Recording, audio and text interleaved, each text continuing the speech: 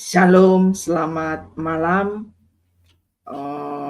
Terima kasih buat Family Corner yang sudah memberikan kesempatan kepada saya untuk berbagi share firman Tuhan.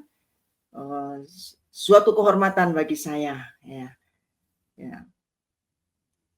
Saya sungguh bersyukur kepada Tuhan Yesus di mana Tuhan masih menyertai saya secara pribadi untuk dapat melayani dan menjadi berkat bagi kita semua. Sebelumnya kita berdoa, saya pimpin. Mari kita satukan hati Bapa di dalam nama Tuhan Yesus Allah yang hidup. Kami sungguh bersyukur pada malam hari ini Tuhan. Karena kami percaya begitu sempurnanya penyertaan-Mu atas setiap kehidupan kami Bapa. Sehingga sampai saat ini kami masih Engkau berikan kesempatan untuk senantiasa Bapa mengagungkan nama-Mu Bapa, untuk memperlebar kerajaan-Mu di muka bumi ini lewat pemberitaan firman-Mu Bapa. Terima kasih Bapa, mari urapi Tuhan kami semua pemirsa Tuhan di dalam nama Yesus, dan urapi hamba secara pribadi dengan urapan yang baru, urapan Allah Bapa, Putra, dan Roh Kudus mengalir atas setiap kami, agar setiap kami Tuhan dapat menerima semua pesan yang Engkau rindukan Tuhan untuk kami tangkap pada malam hari ini. Terima kasih Bapa, mari sertai setiap kami Bapa, dimanapun kami berada, Allah Roh Kudus dari awal, tengah, hingga akhirnya, sehingga semuanya Bapa sesuai dengan rencana dan kehendak-Mu pada akhirnya. Terima kasih Bapa, di dalam nama Tuhan Yesus kami sungguh bersyukur dan kami berdoa. Haleluya. Amin. Amin. Amin. Ya, Shalom, mungkin boleh sedikit saya memperkenalkan diri. Nama saya, nama lahir barunya yaitu Elizabeth. Ya, nama panjangnya Elizabeth Endang Sri Supraptiningsih. Saya lahir baru kurang lebih 20 tahun yang lalu. Jadi puji Tuhan, Tuhan masih memberikan kesempatan kepada saya untuk mengenal pribadinya dan melayani pekerjaannya. Saya udah berkeluarga, memiliki putra-putri 4, dan saya memiliki cucu sudah 7. Semua karena anugerah dan belas kasih Tuhan. Pada mulanya saya bingung, ya. Saya bingung karena mau kemana arah jalan kehidupan saya secara pribadi. Tapi Tuhan tangkap kami satu keluarga pada tahun 2006, kalau tidak salah ya. Nah, akhirnya kami semua satu keluarga lahir baru. Anak-anak kami sekarang sudah berkeluarga, tinggal satu yang bungsu. Puji Tuhan, semuanya melayani. Tidak mudah memang satu keluarga untuk terus ya melayani Tuhan. Nah, kebetulan saat ini, malam hari ini saya mau ambil topik yaitu keluarga yang mempersiapkan generasi untuk kemuliaannya. Jatuh bangun di dalam mengiring Tuhan, karena kita semua tahu ya, tidak mudah.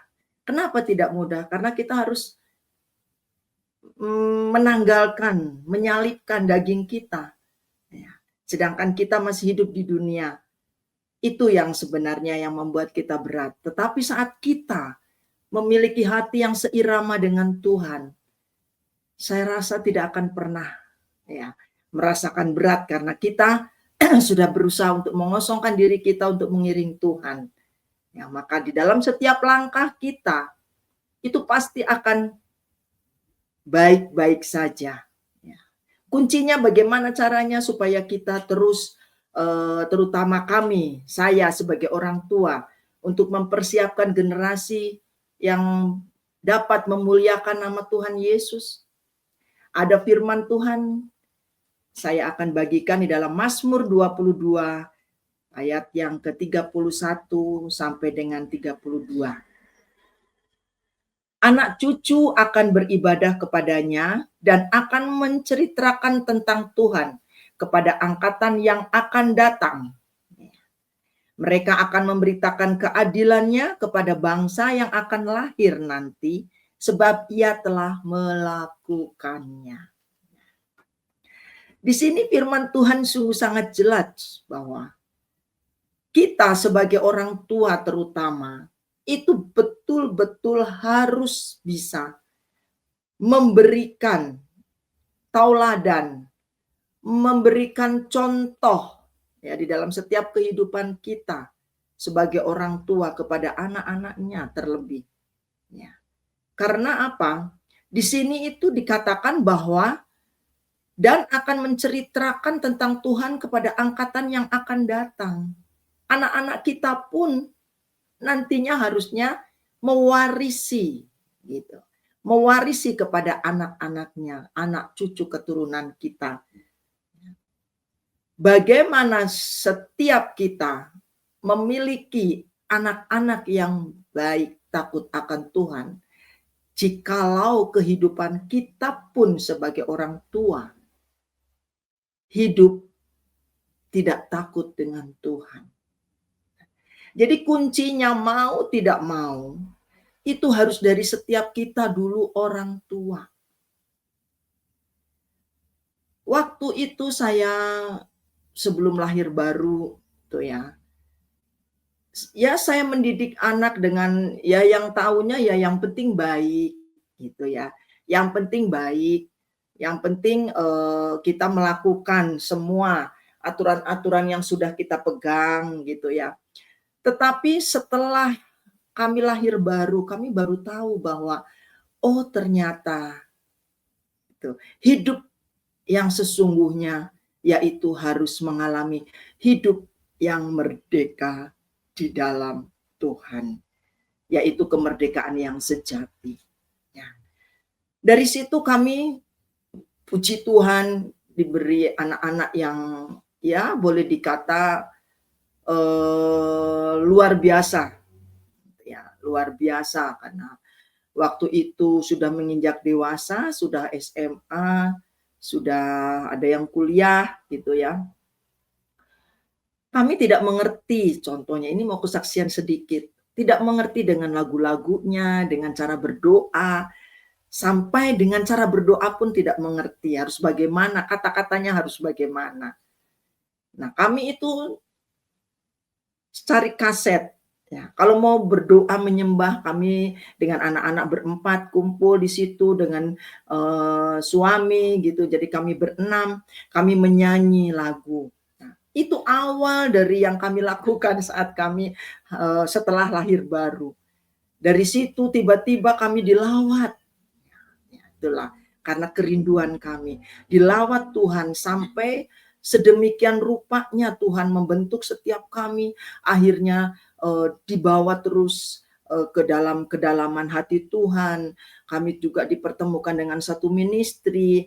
Ya bagi kami sih luar biasa gitu ya untuk menempa, untuk mendidik, untuk memperkenalkan bahwa orang yang sudah lahir baru itu harus seperti begini, harus melakukan yang seperti itu seperti itu. Nah, akhirnya puji Tuhan anak-anak kami semua waktu itu masih ada yang SMA, SMP juga yang TK udah terjun dalam pelayanan untuk mengurusi anak-anak jalanan. Anak-anak jalanan, ada orang-orang gila gitu ya yang di pinggir-pinggir jalan kita rawat gitu ya. Dari situ mulai muncul bahwa anak-anak itu sudah mulai memiliki hati untuk mengasihi sesama. Ya.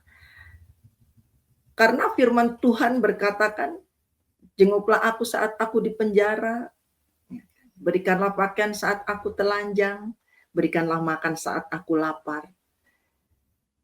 Kata murid-muridnya berkata, bagaimana kami tahu engkau mengalami seperti itu? Lakukanlah semuanya kepada sesamamu. Dari situ timbullah mulai ada benih-benih kasih dari keluarga kami. Lama-kelamaan akhirnya kami sepakat untuk melayani. Melayani. Tidak mudah perjalanan itu. Ya, banyak proses yang harus kami lalui karena yaitu manusia daging itu yang masih terlalu besar. Kami harus betul-betul dikikis habis namanya itu kesombongan, keegoisan gitu ya. Nah, akhirnya apa? Kami selalu sepakat sama anak-anak. Nah, puji Tuhan di situ Tuhan selalu berbicara gitu ya. Jadi saat Tuhan berbicara apa kepada saya sampaikan kepada anak-anak. Mulai goyah gitu ya. Kami mulai goyah, mulai lelah, mulai mulai sudah rasanya kok begini ya gitu, nggak enak melayani gitu. Tiba-tiba ya saya dapat firman, dilihatin bahwa akulah jalan kebenaran dan hidup. Nah, semakin lagi kami jatuh cinta dari situ dengan Tuhan. Kami lakukan lebih lagi buat Tuhan. Di dalam setiap pertemuan, di dalam setiap ada kesempatan, kami selalu share gitu tentang firman. Nah, kadangkala kalau anak saya berbicara salah misalkan gitu ya contohnya, eee, langsung saya jawabnya selalu dengan firman. Anak-anak saya yang lain itu selalu bilang begini, "Ya pagi-pagi udah sarapan kita." Kalau tidak malam-malam itu kalau sudah begitu mereka juga bilang, "Aduh malam-malam ini sudah harus makan malam." Nah, seperti begitu karena saya tidak pernah jemu. Saya tidak pernah bosan untuk selalu mengingatkan anak-anak saya. Karena di situ Tuhan memanggil setiap keluarga Kristen untuk menjadi tempat pembentukan generasi mempelai Kristus. Ya, generasi yang hidup kudus, mengenal Tuhan secara pribadi dan siap menyambut kedatangannya. Hari-hari ini itu mau tidak mau kita semua para orang tua, ya terutama kita yang sudah berkata anak-anaknya Tuhan, harus mulai menekankan secara spesifik untuk anak-anak kita untuk terus memberikan ke arah jalan yang benar-benar. Nomor satu itu takut Tuhan dan menjaga kekudusan. Karena di luar sana kehidupan itu sudah tidak karu-karuan. Banyak sekali itu cobaan-cobaan, ya, terutama anak-anak muda gitu ya. Maka dari itu saya selalu memiliki kerinduan untuk bagaimana caranya gitu. Walaupun anak-anak mungkin merasa bosan, firman lagi katanya. Kadangkala anak-anak seperti itu. Tapi kita jangan putus asa. Suatu hari pernah saya hopeless ya. Karena loh saya sudah melayani anak-anak sudah melayani kok kenapa dia hidupnya seperti begitu ya. Kadang-kadang rasa kesel gitu ya. Rasa kesel tapi terus saya berusaha minta kekuatan dari Tuhan. Saya memakai lutut saya, betul-betul saya memakai lutut hanya untuk menangisi mereka. Ya. Karena apa? Kita rindu. Saya rindulah, semua kita rindu menggenapi firman di dalam Yohanes 14 ayat yang ketiga. Saya akan bacakan. Di sini berbicara bahwa dan apabila aku telah pergi ke situ, kata Yesus pergi ke surga dan telah menyediakan tempat bagimu, aku akan datang kembali dan membawa kamu ke tempatku, supaya ke tempat di mana aku berada, kamu pun berada. Itu yang saya sangat rindukan dan betul saya kerja keras untuk menggenapi firman ini. Saya selalu bicara sama anak-anak saya, jangan sampai kita udah capek, udah lelah melayani, itu udah menghadapi proses, kita tidak bisa bersama Tuhan nantinya.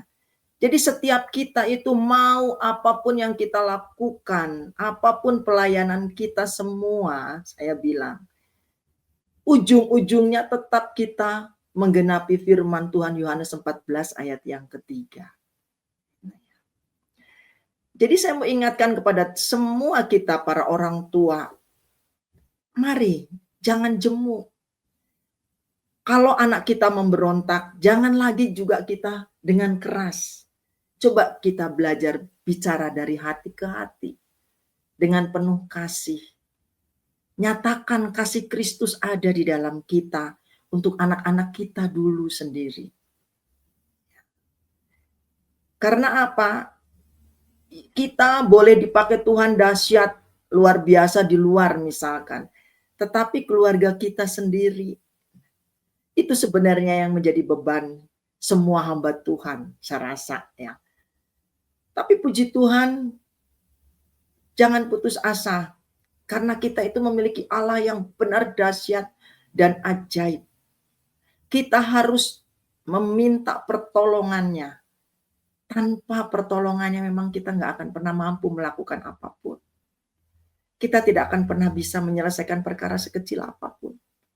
Maka dari itu, terus jangan jemu kita berteriak, meminta tolong kepada Tuhan kita yang ajaib. Kita bawa generasi kita untuk menjadi anak-anak yang hidup kudus, mengenal Tuhan secara pribadi, dan siap untuk menyambut kedatangannya. Kedatangan yang kedua kali. Lalu kita harus mulai dulu dari keluarga kita, yaitu rencana Allah untuk dunia dimulai dari keluarga juga, seperti Adam dan Hawa. Seperti Abraham dan Sarah, seperti Yusuf Maria. Oke. Setiap keluarga adalah tanah pertama, tempat benih iman ditanam.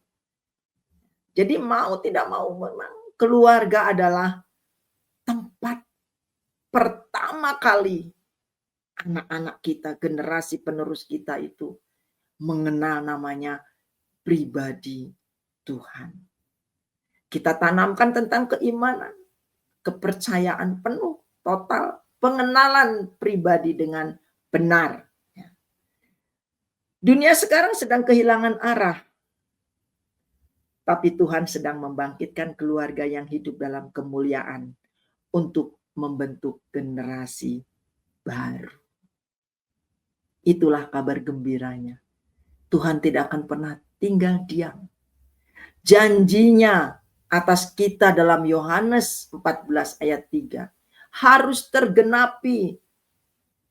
Tuhan juga tidak tinggal diam. Roh Kudus ya, dengan para malaikat surga semua membantu setiap kita untuk kita menjadi yang seirama dengan hati Tuhan, yaitu kembali kepada Bapa di surga. Tuhan tidak mau kita Tuhan tidak mau dari setiap kita ada yang tidak diselamatkan. Tuhan rindu semua kita pulang bersama Dia. Luar biasa memang. Saya sungguh bersyukur dan saya semakin jatuh cinta dengan namanya Tuhan Yesus. Karena di dalam setiap janjinya hanya Ia dan amin. Dan banyak sekali mujizat yang Tuhan sampaikan di dalam setiap kehidupan kami. Kami begitu merasakan betapa Dia memang ada dan hidup. Saya bersyukur sama Tuhan, Tuhan sudah memilih saya untuk menjadikan sesuatu, melahirkan generasi baru yang takut akan Tuhan dan bisa dipakai untuk menjadi perpanjangan tangan Tuhan. Semua karena anugerah Tuhan, bukan karena hebat saya, tidak ada. Karena kehebatan Tuhan, keajaiban Tuhan, dan kasih setia Tuhan. Peran keluarga juga di sini tuh tempat benih kemuliaan ditanam. Anak-anak adalah cermin dari kehidupan rohani keluarga mereka. Nah, itu tadi yang saya sampaikan bahwa anak-anak itu akan tumbuh sesuai dengan orang tuanya, dari didikannya, dari kehidupannya, semuanya. Makanya tolong, kita sebagai orang tua, hiduplah dengan bijaksana. Jangan hidup karena keegoisan kita. Jangan hidup suka-sukanya kita. Karena hukum tabur tuai tetap ada. Lah kalau tabur tuai yang nuainya juga kita, apa yang kita lakukan dan yang nuai kita, itu luar biasa kalau kita. Tapi kan kasihan kalau seandainya kita yang berbuat lalu anak-anak yang menjadi korban. Banyak sekali saya melihat dan melayani ada banyak beberapa orang. Selalu bilang, kenapa kok anak saya seperti begini? Susah sekali diatur. Saya mau ketawa, salah.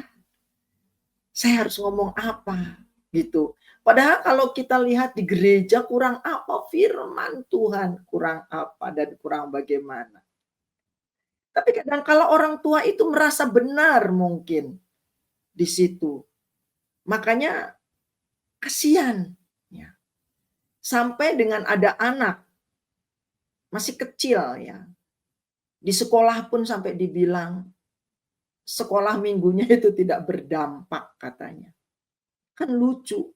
Padahal sekolah minggu itu setiap minggu sekali hanya 1 jam, paling 2 jam, paling lama. Sebenarnya yang paling menentukan tumbuh kembang anak itu bukan dari gereja saja, terutama dari orang tua di sini. Ya.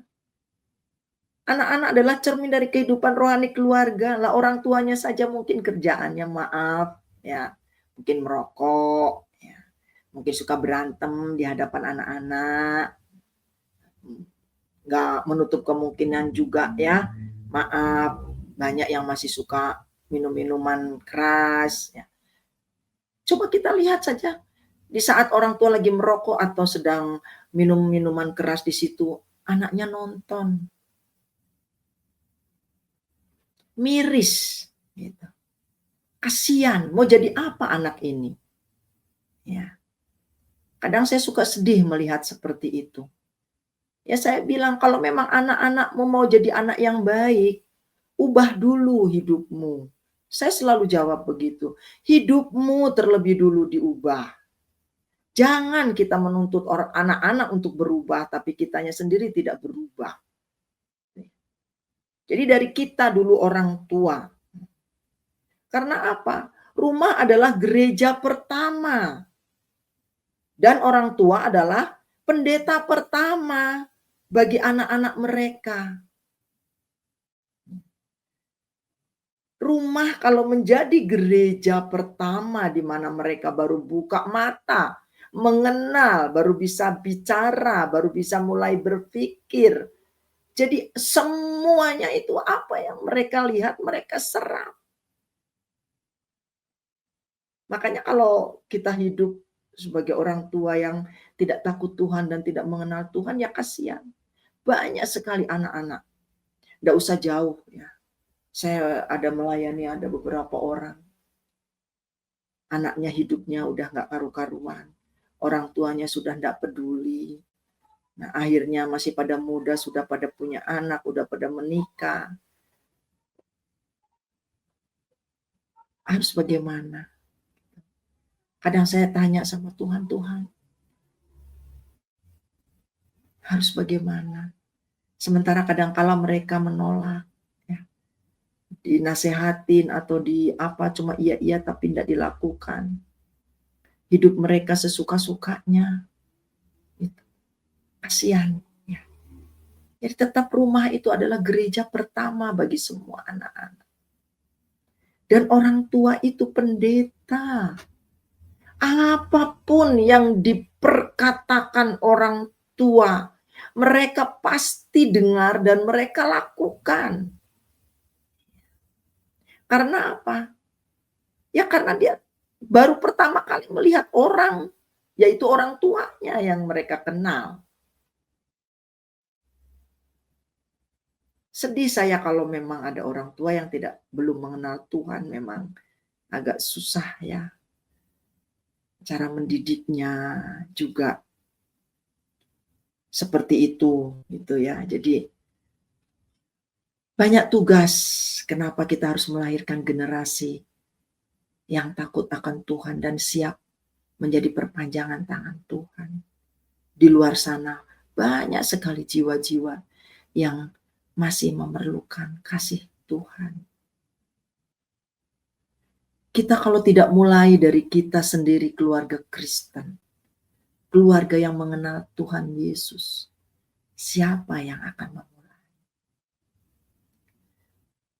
Itu ya. Maka dari itu saya berbicara kesempatan di tempat ini, ya, di acaranya Family Corner. Mari setiap kita semua jangan cukup hanya menjadi orang Kristen. Yang penting aku diselamatkan. Yang penting keluargaku, jangan. Kita harus mulai buka mata kita, buka hati kita untuk melihat banyak sekali jiwa-jiwa yang harus diselamatkan lewat tangan kita, lewat perbuatan kita. Maka dari itu, bentuklah anak generasi kita, cucu kita, ya. Semuanya takut Tuhan dan memiliki hati seperti hatinya Kristus. Di sini ada 3 hal yang harus ditanam dalam keluarga. Iman yang hidup, bukan sekedar kebiasaan rohani. Anak perlu melihat iman, bukan hanya mendengar tentang iman. Ya. Ada firman Tuhannya di dalam 2 Timotius 1 ayat yang ke-5.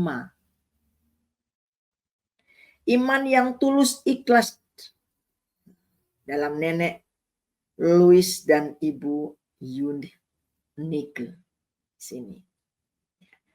Jadi harus ada iman yang tulus tanpa pamrih, ya, tanpa apapun. Udah kalau kita beriman, beriman saja. Ya. Jangan juga kita sampai memiliki pamrih apapun di hadapan Tuhan. Ya. Kita mengasihi Tuhan, kita percaya kepada Tuhan karena memang layak Dia dipercaya. Kasih yang nyata bukan hanya aturan. Kasih itu membangun kedekatan hati. Tanpa kasih, semua nasihat terdengar kosong. Tuh. Ada firman Tuhannya di dalam 1 Korintus 13 ayat yang ke-1. Ya, tapi tanpa kasih semua nasihat terdengar kosong. Jadi kita sebagai orang tua, terlebih dulu kita harus memiliki kasih Kristus. Kasih yang tanpa syarat. Kasih yang betul-betul tanpa pamrih. Ya. Kita harus mengasihi terlebih dahulu anak-anak kita. Lalu yang berikutnya keteladanan yang konsisten. Ya, sebagai orang tua memang susah, berat tugasnya ya. Tapi kalau kita mengerti hati Tuhan dan kalau kita berjalan seirama dengan Tuhan, pasti kita bisa melakukannya sebagai orang tua. Jadi teladan yang betul terus kita lakukan tanpa lelah. Ya. Kalau kita memberikan teladan, nggak dibuat-buat atau nggak pura-pura, itu bisa. Beda kalau kita menjadi teladan tetapi yang pura-pura, oh yang penting anak saya lihat, supaya anak saya nanti jadi baik. Tiba-tiba pas anaknya nggak lihat, kitanya beri teladan yang nggak baik, itu nggak betul ya. Jadi kita tetap terus konsisten. Apa yang dengan yang kita bicarakan, kita sampaikan, kita mendidik anak itu ya kita harus lakukan seperti itu. Jadi contoh yang benar. Lalu di dalam Amsal yang 20 ayat yang ke-7. Orang benar yang bersih kelakuannya, berbahagialah keturunannya. Orang benar yang bersih kelakuannya, berbahagialah keturunannya. Kita memang susah untuk menjadi orang benar ya, tapi kita terus berjuang. Kita meminta belas kasih Tuhan untuk Tuhan selalu membenarkan kita. Ya. Merekayasa setiap kehidupan kita.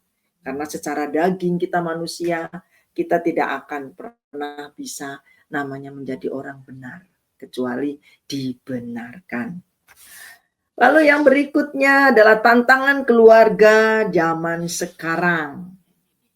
Ini nggak mudah ya, dunia menawarkan identitas palsu dan nilai-nilai yang menjauhkan generasi muda dari kekudusan. Banyak sekali iming-iming, tawaran-tawaran dunia untuk menjerumuskan anak-anak kita, terutama anak-anak yang masih mencari identitas. Ya. Makanya kenapa kita harus selalu kontrol dengan siapa dia berteman, kemana dia pergi, apa yang dia lakukan. Maaf kata, bukan berarti kita terlalu mengekang anak ya. Anak itu juga dikekang nggak bisa. Tetapi tetap kita harus kontrol, kita awasi. Apapun itu. Ya, mungkin sekali-kali HP ya bisa kita cek gitu. Kalau nggak bisa ya kita mungkin, kalau saya suka intip-intip gitu ya, kan masih ada satu yang belum berkeluarga gitu ya. Jadi saya paling betul-betul saya paling jaga benar, apalagi dia seorang cewek gitu ya. Jadi saya takut sampai terpengaruh gitu ya. Lalu di sini juga disampaikan banyak orang tua menyerahkan pembentukan iman kepada sekolah minggu, bukan menjadi teladan sendiri, itu yang tadi sudah saya sampaikan. Kan lucu, sampai kepala sekolahnya bilang sekolah minggu gereja itu kok nggak berdampak katanya. Ya saya cuma tersenyum, nggak apa-apa, karena dia mungkin nggak ngerti, gitu aja. Saya terus doakan dia ya. Saya terus doakan anak ini, maksud saya, dan saya pun sampaikan kepada orang tuanya bahwa anak jangan diserahkan kepada siapapun untuk masalah pendidikannya, baik jasmani maupun rohani. Karena apa? Tetap orang tua. Ya. Figur pertama yang mereka anut adalah orang tua. Orang tuanya punya hobi yang nggak baik, pasti anaknya juga punya hobi yang nggak baik. Itu sudah hukum gitu ya. Jadi susah kalau mau untuk diperbaikinya juga ya. Lalu masalah yang umumnya di sini, sibuk bekerja tapi kehilangan waktu bersama anak. Nah, ini ibu-ibu muda kebanyakan ya. Kebanyakan gitu.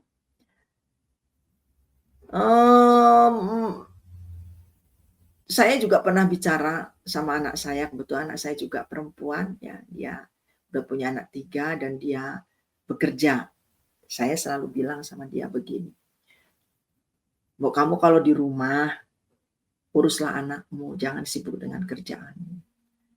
Kerjaanmu cukup di kantormu, kalau di rumah ya urus anak-anakmu." Saya selalu bilang begitu.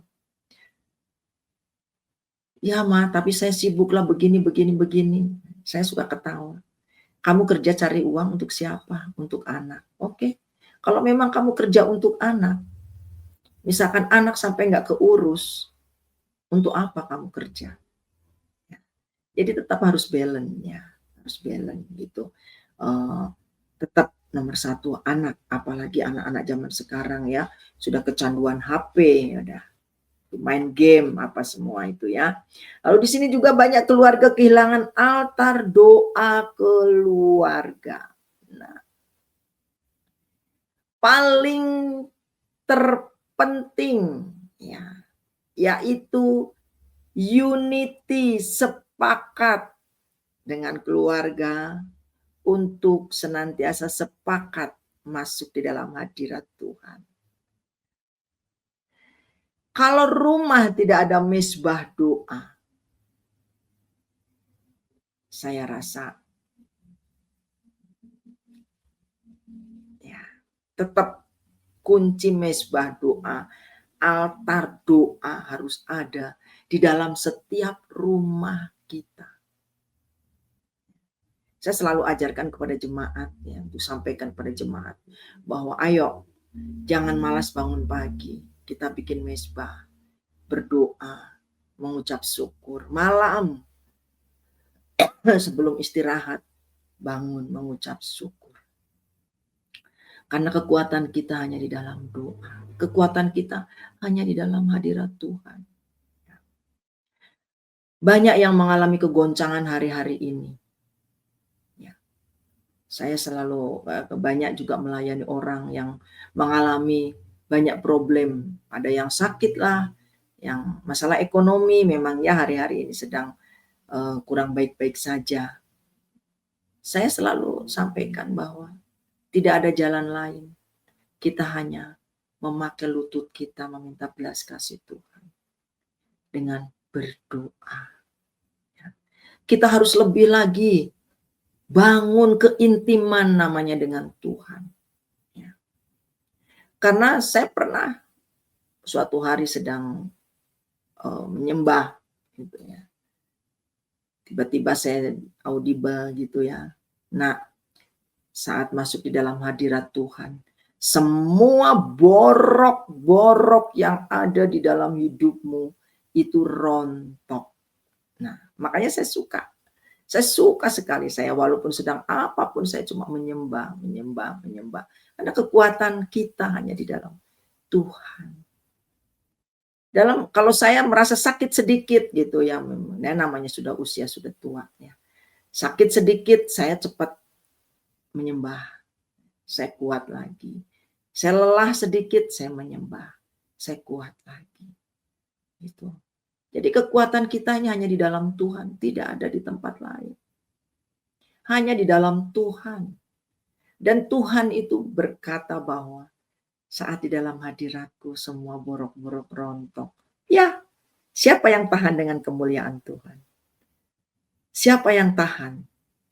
Dunia tidak akan pernah tahan dengan namanya hadirat Tuhan. Gelap dengan terang tidak bisa menyatu. Saat terang itu ada, pasti gelap itu menyingkir. Itu. Kita harus betul-betul banyak praktek itu.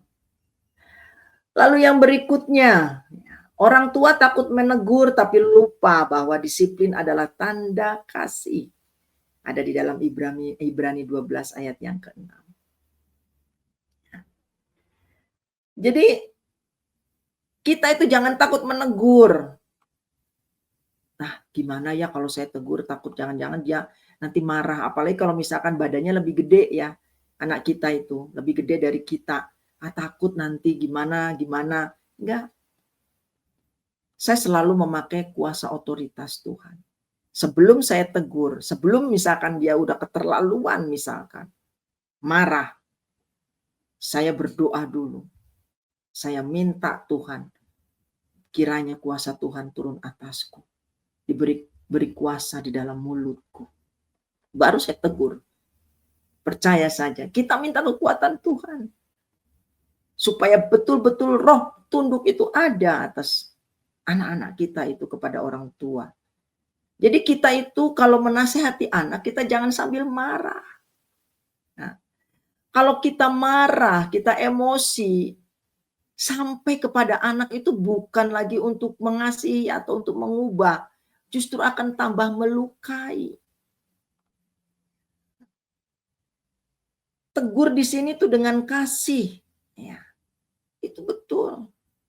Kalau kita menegur anak dengan marah atau dengan emosi, nggak akan beres itu.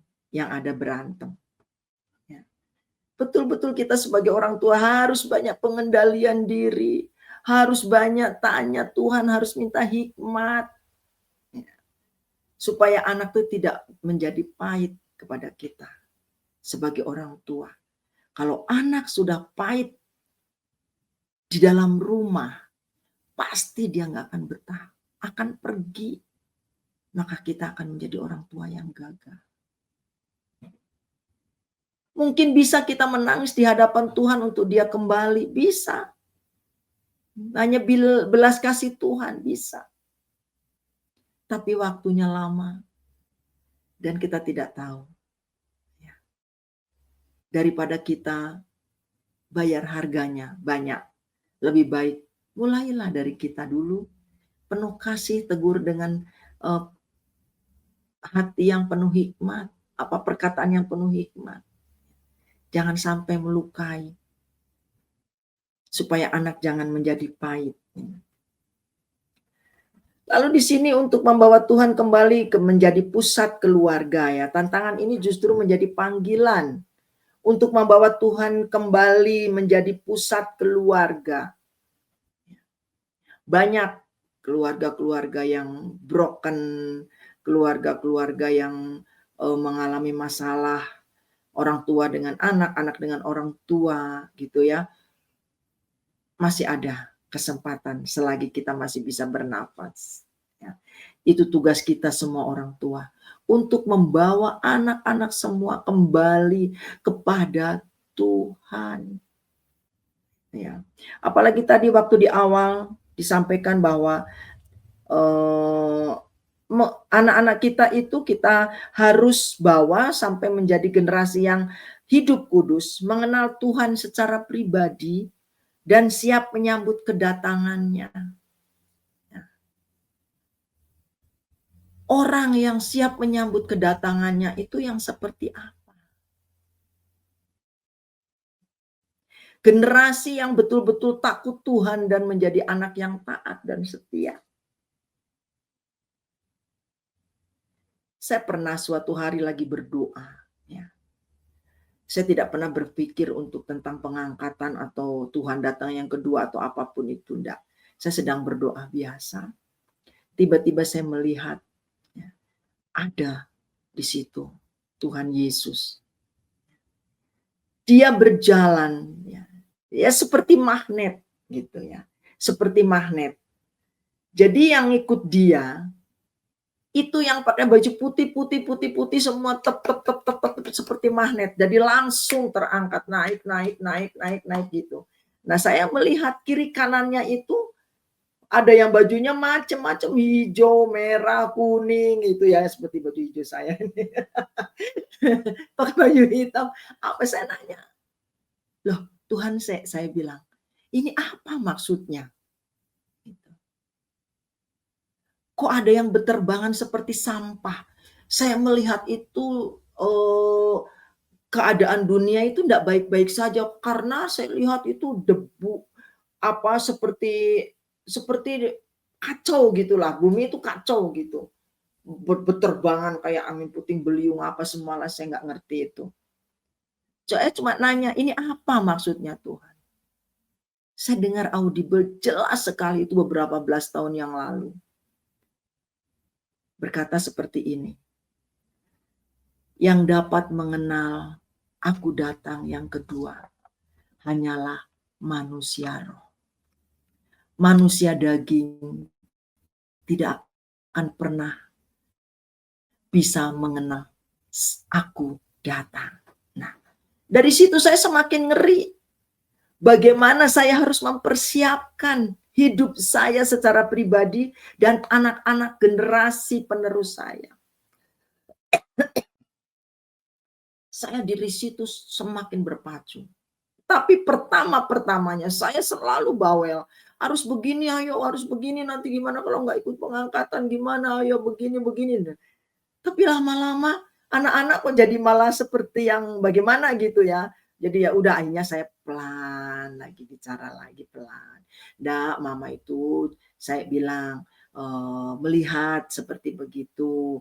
Jadi ayolah kita persiapkan karena di dalam Yakobus 4 ayat 4 ya saya akan bacakan ya Yakobus 4 ayat 4 ya.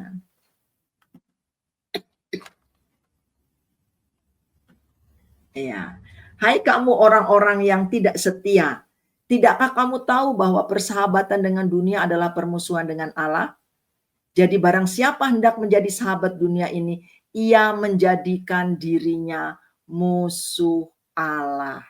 Nah, sudah tidak ada jalan lain kita. Kita mau mencintai dunia berarti kita bermusuhan dengan Allah. Tidak ada jalan lain. Kita tetap harus menciptakan, melahirkan generasi yang betul-betul mau hidup kudus.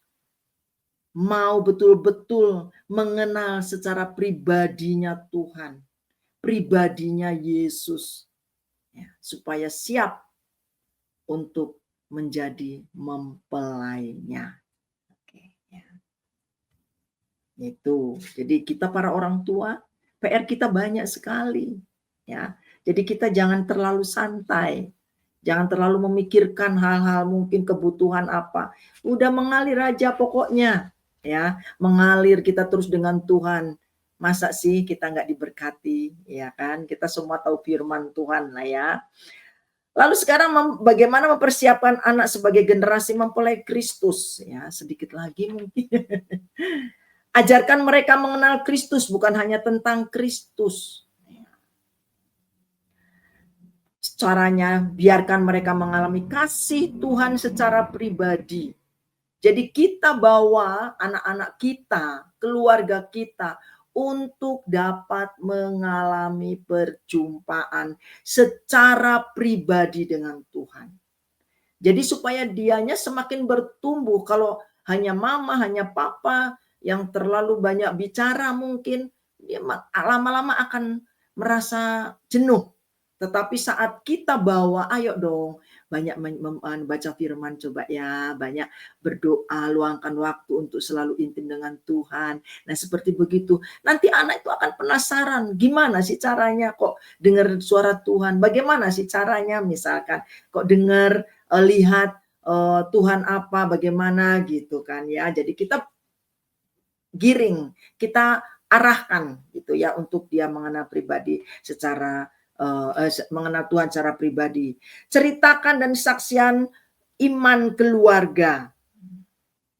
Ya, kalau saya memang pada mulanya kan ya, kalau saya bilang tadi lahir baru tahun 2006, jadi di situ saya semakin kuat karena saya dibawa ke suatu tempat, nggak ada matahari, nggak ada bulan, nggak ada bintang.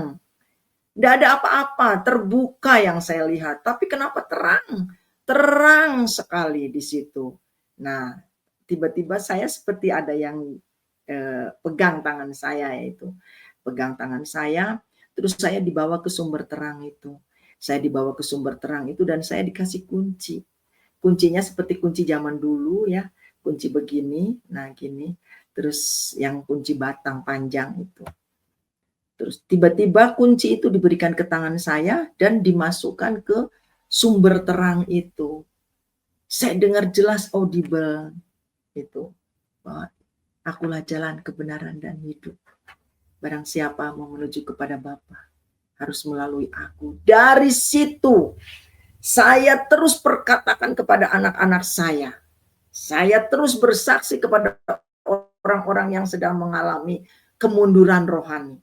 Ayo, bahwa Yesus jalan satu-satunya, tidak ada yang lain. Dari situ, makanya ayo tambahkan iman kita semua, para orang tua. Lalu bangun mesbah keluarga, doa dan firman ya. Jadikan doa keluarga bukan rutinitas tapi perjumpaan. Doa, setiap di dalam doa kita usahakan bagaimana caranya sampai dengan kita dulu mengalami dengan Tuhan dulu. Setelah itu baru kita minta biar anak-anak kita juga semuanya mengalami dengan Tuhan ya. Lalu yang berikutnya ya, ajak anak-anak berdoa bersama dan membaca firman. Tuh ya, kalau saya sering kalau cucu saya lagi kalau lagi datang ke rumah, "Udah baca firman belum, Dek?" Misalkan gitu ya. "Belum, Oma." Gitu. "Ayo ambil firman Alkitab Oma, baca baca baca." Saya selalu begitu ya.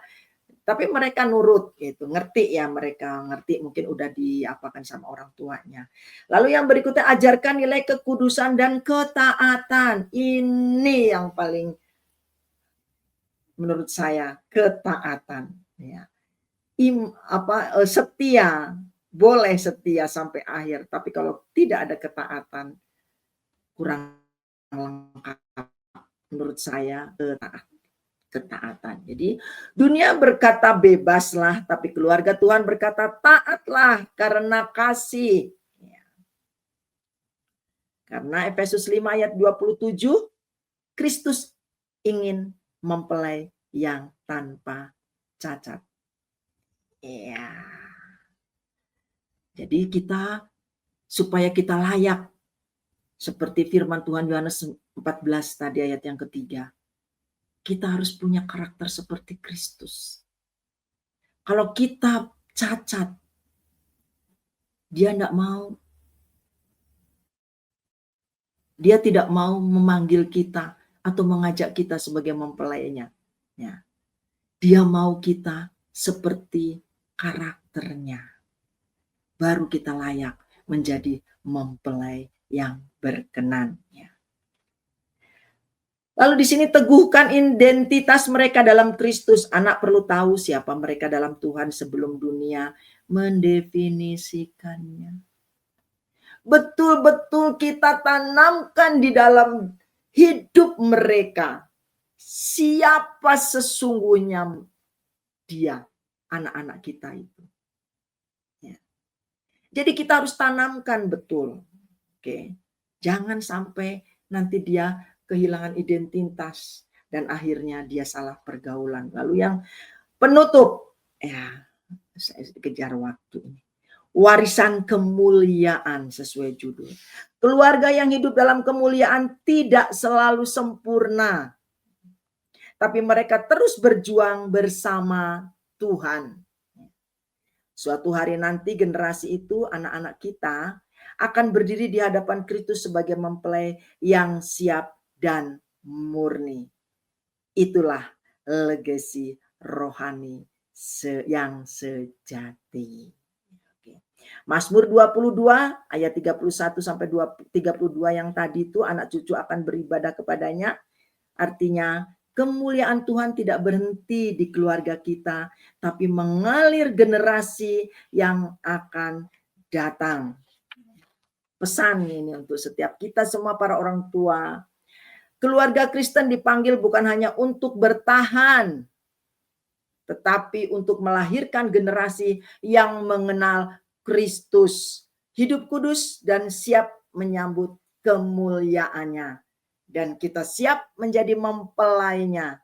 Dan kita siap tinggal bersama Dia. Terima kasih, Tuhan Yesus memberkati. Mari kita berdoa.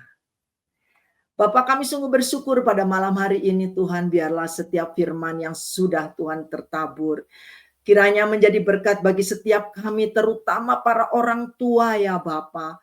Tolong Bapak, setiap kami mampukan kami sebagai orang tua untuk mendidik anak-anak kami, cucu-cucu kami sebagai generasi penerus Bapak. Agar kami memiliki generasi-generasi yang takut akan Engkau, hidup penuh dengan kekudusan dan siap Tuhan menjadi mempelai-Mu Bapak. Biarlah kiranya Tuhan setiap kami Tuhan menggenapi firman-Mu Tuhan. Engkau di mana Engkau berada, kami pun Tuhan berada ya Bapa. Ini kami Tuhan, tolong mampukan kami, tolong Bapa Allah Roh Kudus Tuhan.